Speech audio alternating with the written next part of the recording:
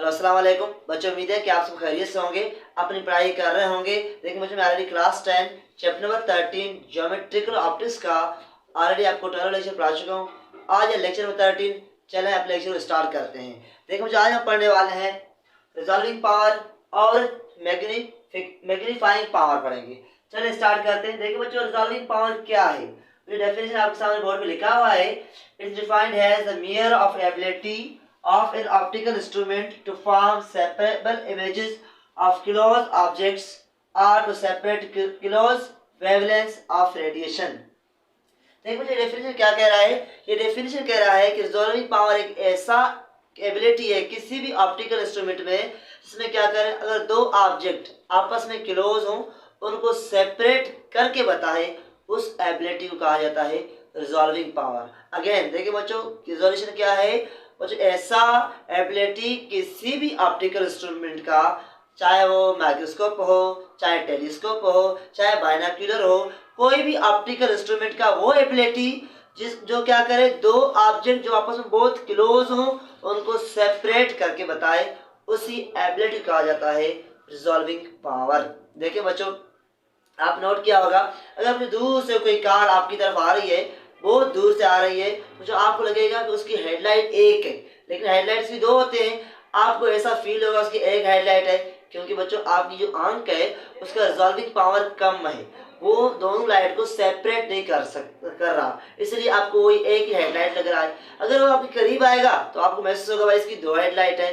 तो इसी एबिलिटी को किसी भी ऑब्जेक्ट का, अगर दो ऑब्जेक्ट आपस में क्लोज हो उनको सेपरेट करके बताने वाला जो एबिलिटी है, इसे कहा जाता है रिजॉल्विंग पावर। जैसा कुछ मैंने आपको कार का एग्जांपल दिया है कि दूर से कार आ रही है आपकी तरफ, तो आपको वहां लगेगा कि कार का भाई जो हेडलाइट है वो एक है, वो कार आपको नहीं लगेगा, आपको बाइक लगेगा। जब ये करीब आएगा फिर आप कहोगे भाई ये कार है, इसकी दो हेडलाइट्स होते हैं। क्योंकि बच्चों, अगर दूर से कार को आप टेलीस्कोप की हेल्प से देखो तो वही कार तो आपको दो उसकी हेडलाइट दिखाई देंगे, क्योंकि वो जो टेलीस्कोप की रिजॉल्विंग पावर जो है वो ज्यादा होता है हमारे आंख की रिजॉल्विंग पावर से। कुछ इसके अलावा आपने देखा होगा, अगर दूर से कोई बाइक से आ रहा है बच्चों, कोई आदमी बाइक पे आ रहा है आपकी तरफ, तो आपको लगेगा वो एक आदमी है। तो अगर आप करीब से गुजरेगा आपको भाई ये दो आदमी है, क्योंकि बच्चों आपकी आंख की इतनी रिजॉल्विंग पावर नहीं है कि दूर से उनको सेपरेट करके बताए। ओके बच्चों, अगर आप टेलीस्कोप यूज करोगे, टेलीस्कोप क्या करेगा, टेलीस्कोप से आपको पता चलेगा भाई वो दो ऑब्जेक्ट है। तो बच्चों इसी एबिलिटी को किसी भी ऑप्टिकल इंस्ट्रूमेंट का वो एबिलिटी जिसकी वजह से दो चीज आपस में बहुत क्लोज हो उनको सेपरेट करके बताए, उसी एबिलिटी को कहा जाता है रिजॉल्विंग पावर। देखिए बच्चों, इसके अलावा आपने देखा होगा बहुत सारे स्टार्स हैं, जो स्टार्स को हम देखते हैं टेलीस्कोप की हेल्प से। तो जो अगर दो स्टार आपस में क्लोज हों तो हमें यहाँ दिखाई देगा, आंख से देखेंगे हमें वो एक स्टार दिखाई देगा, लेकिन अगर उसको हम टेलीस्कोप से देखें, टेलीस्कोप की हेल्प से पता चलेगा भाई वो एक स्टार नहीं था, दो स्टार थे। जिसी एबिलिटी कहा जाता है क्या, रिजॉल्विंग पावर। देखिए मुझे सपोज करें मेरे पास क्या है जी, एक पॉइंट ये आप देख रहे हैं, ये पॉइंट है, दूसरा पॉइंट ये है बच्चों, एक पॉइंट ये है, दूसरा पॉइंट ये है बच्चों, ये दोनों पॉइंट क्या है, सेपरेट है। अगर हम आंख से देखेंगे दो पॉइंट को तो हम कहेंगे भाई ये दो पॉइंट है, एक नहीं, क्योंकि यहाँ तक हमारा रिजोल्यूशन पावर जो आंख का है वो इनको सेपरेट कर सकता है। तो अगर मैं कहूँ बच्चों हमारे पास एक पॉइंट ये, दूसरा पॉइंट ये बच्चों, दो पॉइंट है, अगर नजदीक से देखेंगे तो हमें दो पॉइंट दिखाई देंगे, हम कहेंगे भाई दो पॉइंट है, क्योंकि हमारे आंख की रिजॉल्विंग पावर है उसकी हेल्प से हम इनको सेपरेट कर सकते हैं। लेकिन अगर ऐसे हो जाए, अभी ये दो पॉइंट दो है लेकिन हमें ये एक दिखाई देगा, क्योंकि हमारा आंख का इतना रिजॉल्विंग पावर नहीं है।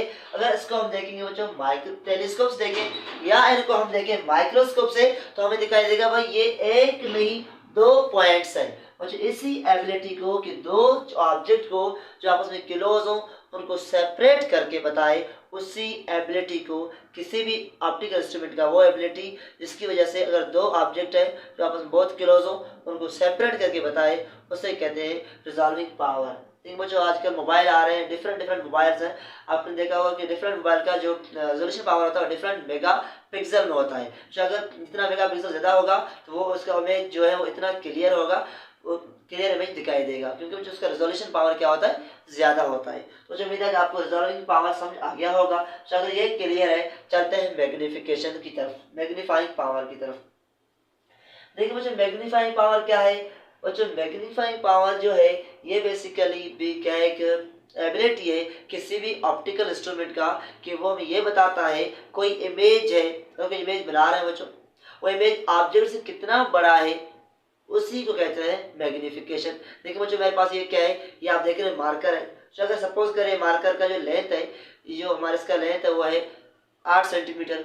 8 सेंटीमीटर इसका वजह क्या है, हमारे पास लेंथ है। अगर बच्चों इसको हम माइक्रोस्कोप से देखें या हम टेलीस्कोप से किसी भी ऑप्टिक माइक्रोस्कोप से देखें, तो उसका साइज क्या होगा, बड़ा होगा। साइज बड़ा होगा, लेकिन कितना बड़ा साइज हमें दिखाई देगा, उसका इमेज जो बनेगा बच्चों, उसका इमेज का साइज क्या होगा, बड़ा होगा। लेकिन कितना बड़ा होगा बच्चों, दो गुना बड़ा होगा, 3 टाइम्स बड़ा होगा, कितना बड़ा होगा, वो जो है इसी पावर कहा जाता है मैग्निफिकेशन, मैग्नीफाइंग पावर। सपोज करें मैंने कहा बच्चों कि 8 सेंटीमीटर का ऑब्जेक्ट है, इमेज जो बन रहा है वो बन रहा है 16 सेंटीमीटर का, तो हम कहेंगे भाई जो इसका मैग्निफिकेशन है वो 2 टाइम्स है। जो ऑब्जेक्ट है उसको उसके 2 टाइम्स हमारा क्या बन रहा है, इमेज बन रहा है। अगर बच्चों हमारे पास जो ऑब्जेक्ट है उसका साइज क्या है, उसका 10 सेंटीमीटर उसका साइज है, अगर इमेज का 20 सेंटीमीटर है, तो हम कहेंगे भाई 2 टाइम्स क्या है मैग्निफिकेशन है इसका।